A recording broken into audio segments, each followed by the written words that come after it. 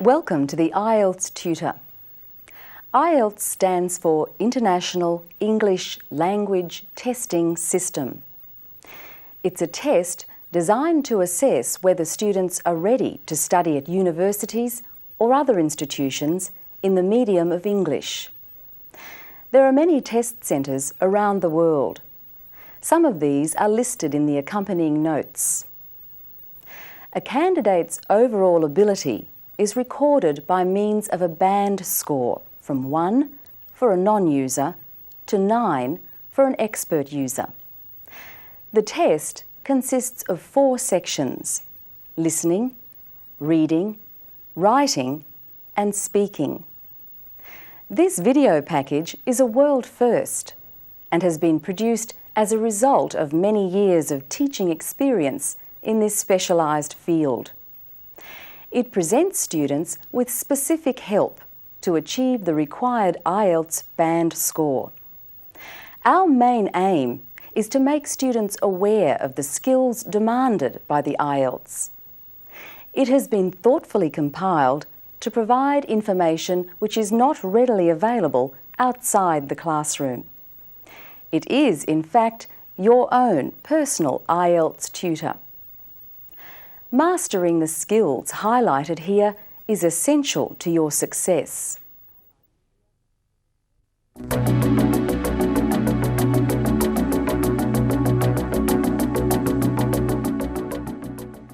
The first subsection of the test that you'll be required to do is the listening test.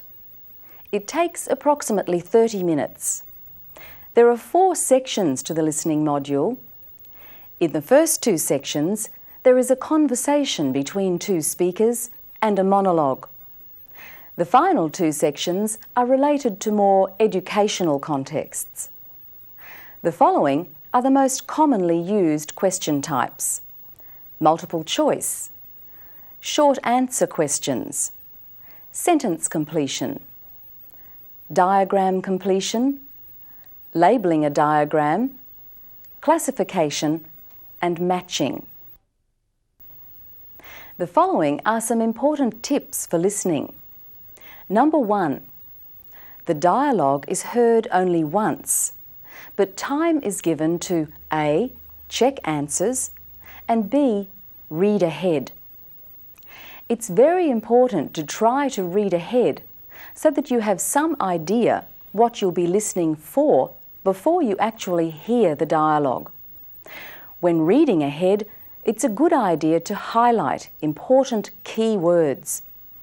Use a highlight pen to do this to make the key words stand out.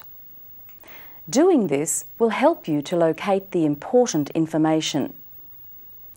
Number 2, when the time for reading ahead terminates, stop reading immediately and begin to listen from the very first words spoken. Don't worry if you haven't pre-read everything. By the end of the section, your ear will be more tuned in. It's very important, however, that you don't get lost at the beginning, as this may mean that you're not able to do any of that particular exercise. Number 3, you'll be given time at the end of certain sections to check your answers. It may be helpful to use this time to read ahead. This will give you more time to prepare yourself for the next section. Checking answers should be restricted to adjusting spelling or making an answer clear and legible. In most cases, it would be unwise to change your answers. So unless you're absolutely sure that you've got something wrong, leave it. Number 4, when answering questions, use abbreviations to give yourself time to focus on the task of listening. Write out the abbreviation in full only at the very end of the test, when you transfer your answers to the answer sheet. Don't waste precious time during the test. Number 5, when listening, try to listen for 2 answers at a time. In other words, don't only listen to obtain information to fill in one question. Rather, listen in order to listen to two questions. This will help you not to get lost. Getting lost is one of the biggest problems facing students doing the listening section. If you're still listening for information to answer question 1 and the speaker has moved on to question 2 or 3 without your realising it, then you're lost and panic sets in. So remember to listen for 2 answers at a time. Then, if you miss the first one, you'll have time to get the second. Number 6. You're usually required to listen to information to fill in a form. If a person's name is spelt out, such as Stuart Gray, that is Stuart, S-T-U-A-R-T, Gray, G-R-A-Y, then you must get the spelling correct. Be careful of numbers and letters that sound similar, such as A, H, and 8, or letters that sound similar, such as C and G. Also listen carefully for the difference between W on the one hand and double O or double E on the other. Finally, listen carefully for the difference between 80 and 18, or 30 and 13, etc. Number 7. Remember, there's a big difference between listening, say, to the news and listening for information in the IELTS.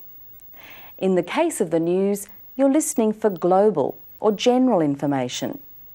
However, in the IELTS, you will be listening for specific information, and you have to develop the skill of reading and listening at the same time. Number 8. The final point to remember is that you must transfer all your answers to the answer sheet. If your answers are not on the answer sheet, you won't receive any marks for them.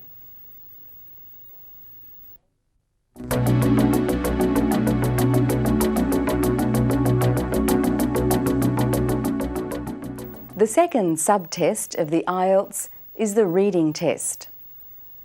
The reading subtest takes about 60 minutes.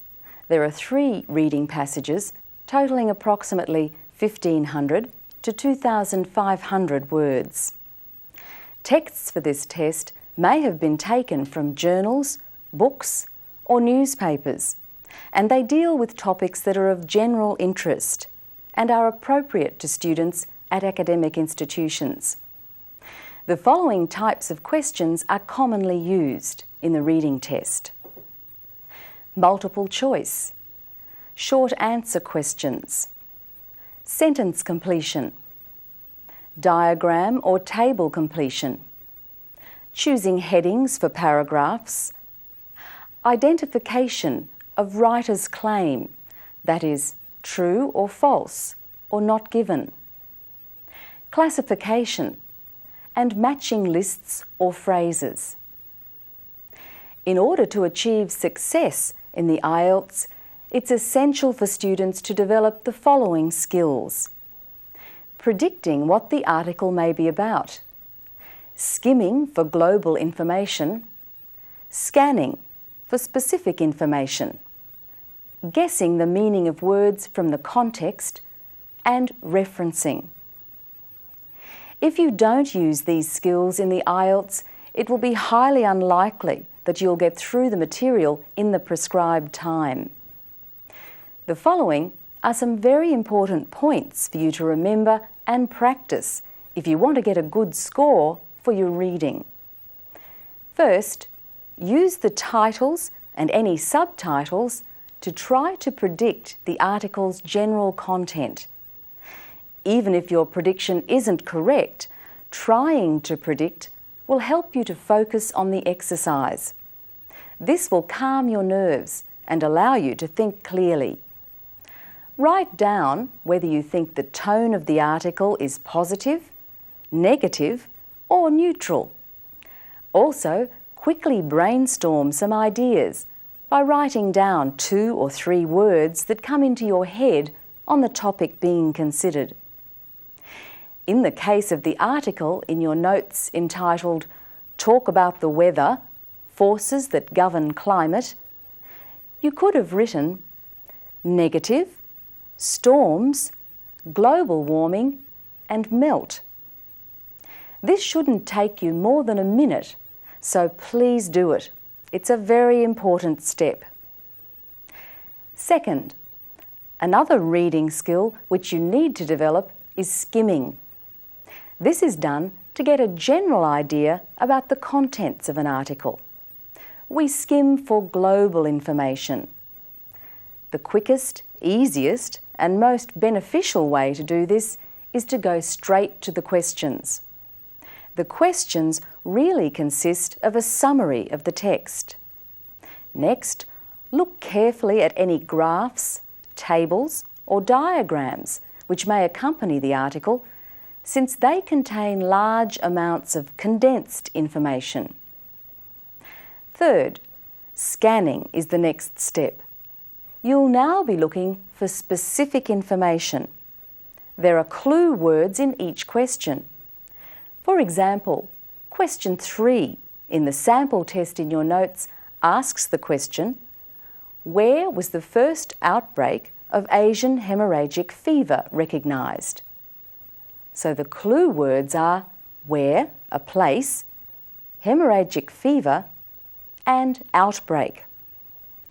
The clue words can be found around line 65. The answer is Manila. Fourth, guessing the meaning of words is another skill you'll have to develop. Remember, it's possible to get a high score for the reading subtest without understanding all the words in the text. You'll often be able to give the right answer even though you don't know the meaning of a word by merely understanding its function in the sentence. Is it a noun, a verb, an adverb, or an adjective? For example, in the article "A global village but still divided," line 8, there's the word chartered. Although most students wouldn't know the meaning of this word, it can be guessed. In the context of the sentence, chartered must be a verb, something explorers did. They did it around the planet. They found out something by doing it. Now, if you had to answer the question, what did explorers not find when they charted the planet? You'd be able to give the answer, mouthless apple eaters, dog-headed people. This brings us to point number 5, referencing. Often words refer to a word from a previous phrase. For example, the article about the weather states, "This process is often compared to a greenhouse." The sentence before tells us what this process is. There's the statement, "This is just the right amount to produce a climate in which life can flourish." This refers to 1/1000th of the sun's outgoing energy.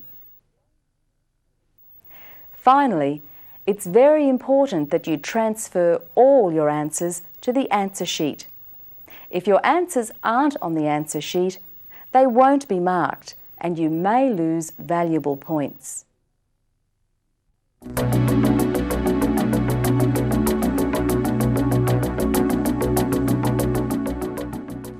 The writing module takes 60 minutes and there are 2 tasks to complete. For task 1, candidates need to write at least 150 words in no more than 20 minutes. Candidates have to present information from a graph, diagram or table in their own words. For task 2, candidates need to write at least 250 words in no more than 40 minutes. candidates have to present their point of view, develop an argument, or propose solutions to a problem. A common problem facing students doing the writing test is that they have difficulty understanding graphic information. For this reason, they often spend too long on Task 1. It may be better to start with Task 2, since it carries more marks. Whichever task you do first, remember to stick to the time allotted to each task. To prepare for the test, try to collect graphs from books, magazines, the newspaper, and use the method presented here to practice analysing them. Your success in doing this task will depend on understanding graphic information, using the correct language, which you'll find in the notes, using the right method, which will be discussed on the video, and practice. This is very important, and it's up to you. To analyse a graph. Step 1. Divide the graph into sections. Each section on the graph represents a sentence. This graph has 4 sections, so the body of your answer will have 4 sentences. This graph has 5 sections, so the body of your answer will have 5 sentences. Step 2. Use a highlight pen to mark the highest and lowest points on the graph. This will remind you to use phrases such as reached the highest peak of, or rose to an all-time high of, or perhaps dropped to the lowest level of, or fell to an all-time low of. Please turn to your notes for further information on how to use these phrases. Step 3. Now you're ready to write out your introduction. This may be done as follows. For graph 1, we could say, this line graph clearly illustrates the sale of trucks in Petrie in the last decade. The second sentence may refer to the horizontal axis and vertical axis. So in graph 1, your second sentence would read, time on the horizontal axis is plotted against sales on the vertical axis. Step 4. Now you're ready to write the body of the graph, which is represented by the line. Each sentence in the body should ideally contain 4 elements. Information on the horizontal axis, information on the vertical axis, information represented by the line itself, connectives, words used to join the different sentences. In the case of graph 1, the first sentence of your body could read, as can be seen from 1987 to the end of 1988, the sale of trucks in Petrie rose sharply from about 100,000 units to approximately 450,000 units. As you can see, all 4 of the elements mentioned are in this sentence.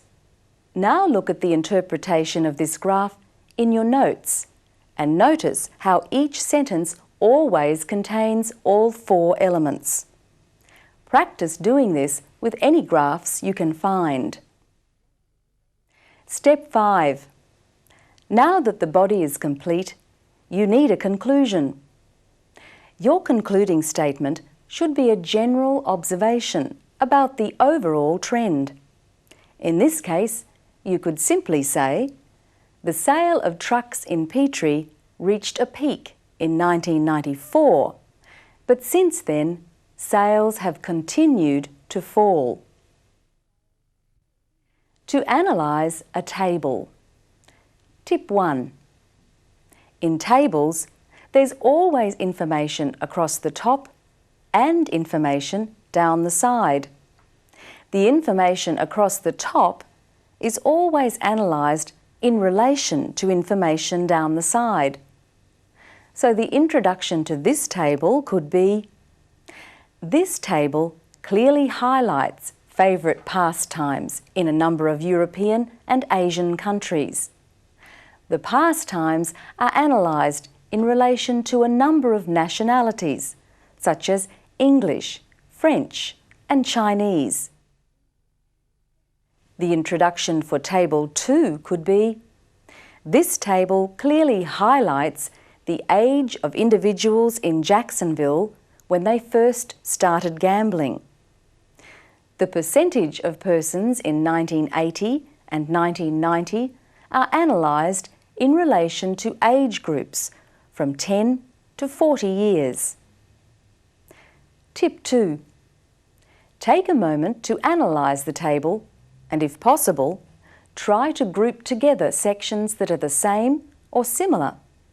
For example, in this table, the USA, Canada and Australia can be grouped together. Also, Korea and China could be combined.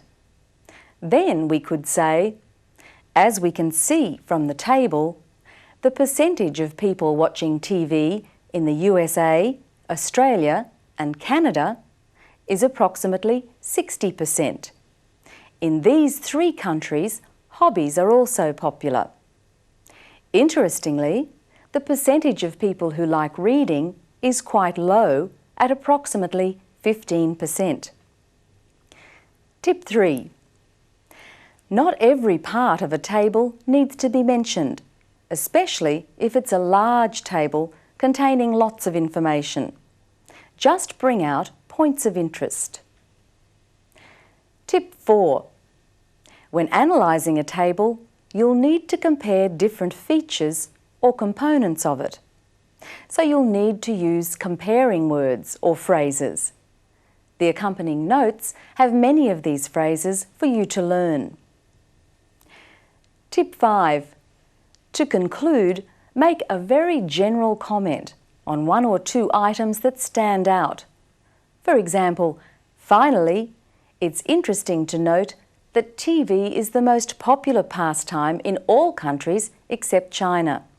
This situation may change in the future as China becomes more capitalistic. Tip 6. Notice when giving an opinion, we use words like may. This indicates that the statement made is only an opinion, not a fact. Please check in your notes for further useful words or phrases to use when giving opinions. Besides graphs and tables, you may also be asked to analyse a chart or diagram. You'll find a number of these in your notes. Please study them carefully and answer the accompanying comprehension questions. These questions have been designed to help you focus on the language you'll need to complete this task. Writing Task 2. In this task, you may be asked to persuade, P, offer suggestions, S, compare and contrast, C, give causes and effects, CE, give advantages and disadvantages, AD, and other, O. It's very important for you to make a decision as to which of these tasks you're being asked to do before you start writing. Practice this skill on the following questions. Cigarette advertising should be banned. Discuss. Discuss measures that could be taken to address overpopulation in third world countries. What are the effects on young children of watching TV as opposed to reading? Discuss the causes of the escalation of crime rates in most cities. What effect does this have on society? Discuss the advantages and disadvantages of a vegetarian diet. If you're not sure about your ability to carry out this vital first step in the Task 2 writing question, please turn to the notes and study the section entitled Tips to help you decide on the correct format to use. You'll find some model Task 2 essays in your notes. Use them to practice answering the typical Task 2 questions. Also, use the Critical Thinking Guide, which has been designed to assist you to develop your own ideas about a number of different topics. This exercise is very important and very helpful, so please practice it as much as you can.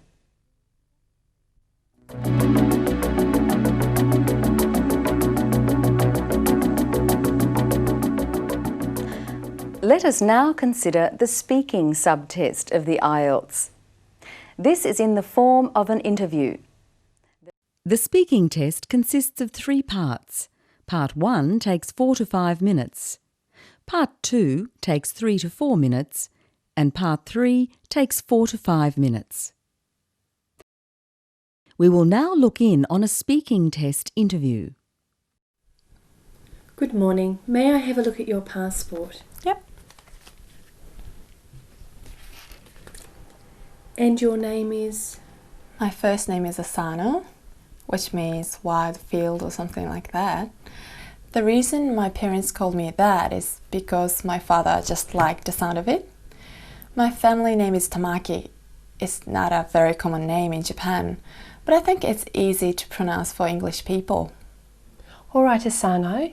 In this first part, I'm going to ask you some questions about yourself. Where do you come from? I'm from Japan, Yokohama, which is a very, very big city close to Tokyo. I think the population is more than 3 million. But actually, I was born in China, Beijing, which is a huge city too.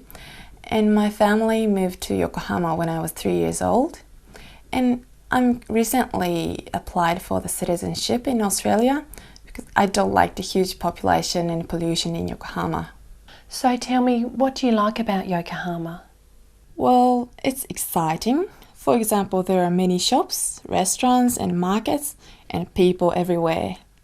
All right, Asano, now tell me, what are you doing at present? Well, I'm looking for work. Fortunately, there are lots of vacancies for my profession. I'm really looking forward to working so that I can be independent financially. My parents have spent a lot of money on me. And what kind of work do you do? Well, in Japan, I was working for the government as a nurse, but it was a very hard job. And I did that for 3 years. Then I went to New Zealand to study English, and I moved to Australia about a year ago to study for my PhD. And as I told you before, I'm looking for employment right now. Okay, Asano, now we'll move on to part 2 of the speaking test. Have a look at this, read it carefully. You have about 1 minute to think about your answer, then approximately 1 to 2 minutes to talk to me about what's on the slip. You can use a pen and paper to make some notes. At this point, you'll need to brainstorm for ideas. This is an example of how you could make your notes. All right, are you ready? Yes. Well, I like classical music and also folk music. Classical music is very relaxing, and folk music is interesting because it tells us people's culture or history. But I don't really listen to music much because I'm very busy. I have to work because I've got a part-time job, and I have to shop and cook. And I like to read in my spare time. I usually listen to music in my car because I've got a really good sound system in my car. When my mother was young, Japanese people were just beginning to listen to Western music in Japan. But now, Western style music is actually very popular in Japan. And in fact, a lot of the music that young people in Japan listen to today is in English. All right, Asano, we'll move on to part 3 of the test now. What influence do you think music has on life? Well, the effects of music can be good. It helps us to relax and also to enjoy ourselves when we get together. But on the other hand, it can incite feelings of nationalism, and some modern music encourages drug use or violence. What part does music play in your culture? Well, in the past, Japanese music was quite nationalistic. It was used to encourage a love for Japan or something like that. But today, people listen to all types of music as they do like countries like in America or the UK. And in future, I hope music in Japan will improve because I don't think it's very good right now. Okay, how would you define music? Could you please repeat that question again? How would you define music? Well, it's something sounds beautiful and helps us to relax. And it's a part of all cultures. All ages listen to it. And it can be used for both good and bad. Thank you, Asano. Your speaking test is over now. You can enjoy the rest of your weekend. Thank you. I hope you have a good weekend too. Thank you. You've now come to the end of the video. We hope that you'll practice the essential information presented here, and we wish you every success in obtaining the band score that you require in the IELTS. If you'd like to order the IELTS Tutor Kit, you may do so from the following outlets.